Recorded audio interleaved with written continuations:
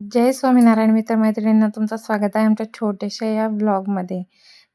आज सकाळी-सकाळी मला मेसेज आला, की ताई मी 10-11 वाजेपर्यंत ड्रेस घ्यायला येते.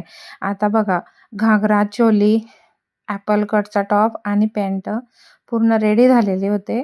पण जे घागरा होता त्या घागऱ्यावरची जी ओढणी होती, त्या ओढणीची मला आठवण पडून गेली होती.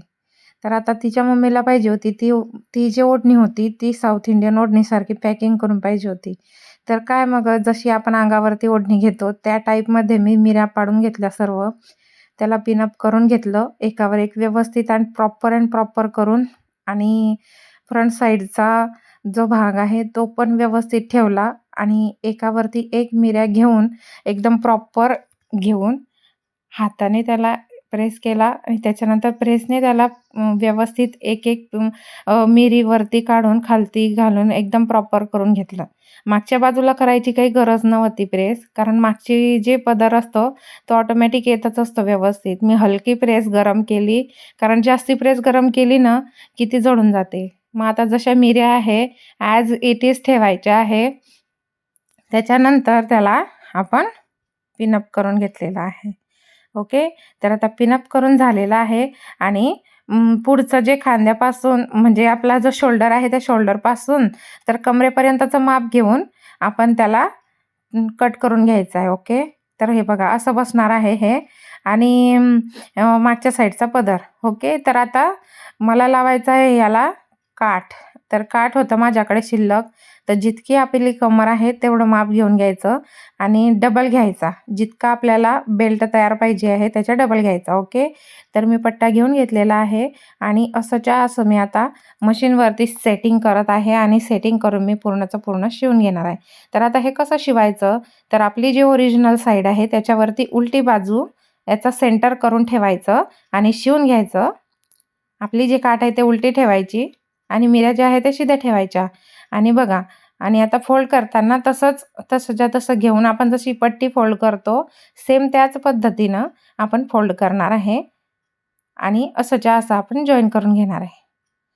तर आता बघा शिवता काय की दोऱ्याकडे लक्ष नाही. आता दोरा लावलेला आहे लाल कलरचा आणि शिवते काय आहे गोल्डन कलरचं, सिल्वर कलरचा आणि गुलाबी कलरचं. ओके. तर म्हटलं जाऊ दे आता तर हे तर चुकी झाली, पण आता आपल्याला लावायचे आहे नाडे. तर नाडे लावायचे होते त्याच्या आधी मी त्याला लेस लावून घेतलेली आहे. तर लेस होती कमी पडत होती तर मी फक्त पुढच्या भागापुरती लेस ठेवलेली आहे आणि लेसचा एक भाग होता तो मी पॅक करून घेतला. तर जितकी आपली ओढणीचा भाग दिसत आहे समोरचा तितकीच मी लेस लावून घेतलेली आहे आणि बाकीची लेस उन्हाळून जाईन त्याच्यासाठी मी तिला पूर्णची पूर्ण हे करून घेतलेली आहे, व्यवस्थित पॅक करून घेतलेली आहे. आणि पॅक करून सुद्धा इकडे वरच्या बाजूला ज्या मिऱ्या घेतलेल्या आहे त्या भागावरती एक पिनअप ॲडव्हान्समध्ये करून घेतलेली आहे प्रॉपर आणि त्याच्यावरून मी शिलाई मारून घेतलेली आहे. ओके. तर शिलाई मारायच्या अगोदर मला काय वाटतं की आपण हे जे साईड केलेली आहे त्या भागावरती आता आपल्याला दोरी बांधायची आहे. तर मग दोरी बांधायसाठी काय करायचं, की आता मी आयतीच दोरी बांधून घेतली असती, बट काय झालं की माझ्याकडे सिल्वर कलरची दोरीच नव्हती. तर मी तयार करून घेतली. तर बघा कशी तयार करते. मोठा पट्टा घेतला आणि एका बाजूने शिवून घेतला आणि दुसऱ्या बाजूने सुद्धा त्याला उलटून घेतला आणि दोन हे व्यवस्थित एकाच पट्टीमध्ये दोन माझे नाडे निघलेले आहे. आता नाडा कसा करायचा, तर नाड्यासाठी मी घेतलेली आहे सुईने एक बाजू जी असते नाड्याचे तोंड ते पॅक करून घ्यायचं आणि दुसऱ्या बाजूकडनं सुई उलटी टाकून त्याला पुढे प्रेस करत घ्यायचं नाडीसारखं करत घ्यायचं पूर्ण. जशी आपण नाडी कशी पोळतो तशी नाडीसारखं पोळत घ्यायचं आणि पोळता पूर्णचं पूर्ण ते करून घ्यायचं पॅकअप. आता नाडी पूर्ण झाली का बघा, तर नाडी पूर्ण झाली की तिला आपण उलटवून घ्यायची आहे. तर कशी उलटवायची, तर हे सर्वचं सर्व मटेरियल मागच्या साईडला येऊ द्यायचं आणि जे पुढचा जो भाग आहे तो थोडासा इकडच्या भागाला म्हणजे दोऱ्याच्या साईडला थोडासा प्रेस करून घ्यायचा. बघा हलक्या हाताने एकदम गाठ व्यवस्थित सोडत हे एकदम छानपैकी नाडी तयार होऊन जाते. ओके.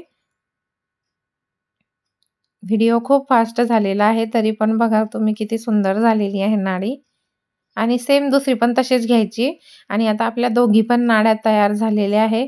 तर आता आपल्याला करायचं आहे त्याला लटकन. तर लटकनसाठी काय घेतलेलं आहे मी, एक 4 बाय 4 चा कपडा घेतलेला आहे. तो त्याला त्रिकोण केला आणि त्याच भागावरती ठेवून दिला.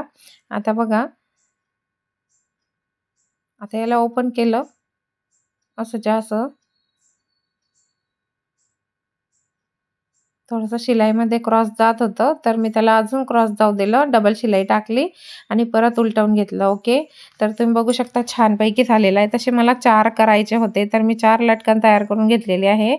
ते हातोहात करून घेतलेलं बरं. नंतर ते ना असं आठवण पडून जाते, त्याच्यासाठी मी हे प्रॉपर सर्व करून घेतलेलं आहे. आता बेल्ट तयार झालेले आहे आणि आता हे दोन्ही बेल्ट मी उलटून घेतलेले आहे. उलटून झाल्यानंतर मला हा जो आपला कमरेचा जो मोठा बेल्ट आहे, त्याला ते छोटे बेल्ट लावायचे आहे. ती थोडीशी शिलाई ओपन केली आणि त्याचमधून मी प्रॉपर जशी फिनिशिंग आहे त्याच्यानुसार मी ठेवलेलं आहे आणि डबल शिलाई करून ते पॅकअप करून घेतलेलं आहे. ओके. तर दुसऱ्या बाजूचं सुद्धा आपण तसंच केलेलं आहे. शिलाई ओपन करून घेऊन त्याला तसंच्या तसं टक केलं आणि डबल शिलाई देऊन त्याला अल्टर करून घेतलं. आता जो रेड कलरचा धागा आहे तो मी असा काढून टाकेल, कारण मी डबल शिलाई टाकून घेतली. ओके. तर रेड कलरचा ओपन करून घेईल नंतर. तर बघा, आता जसं पदरचा जो एक बाजू होती, ती एक बाजू आता आपण सगळ्यात शेवटून आपण ती फोल्ड करणार आहे आणि ती पूर्ण किनारपर्यंत तशीच्या तशी ती फोल्ड करून घेणार आहे. ओके.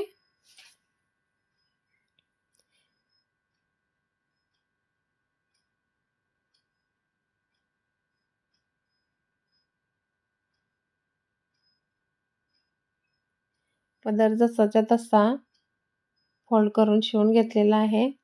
तो पण उलट्या बाजूने फोल्ड केलेला आहे आणि ही जी लेवल आहे कट करून घेतलेली आहे. लेवल व्यवस्थित करून घेऊन त्याला फोल्ड करून घेतलेला आहे.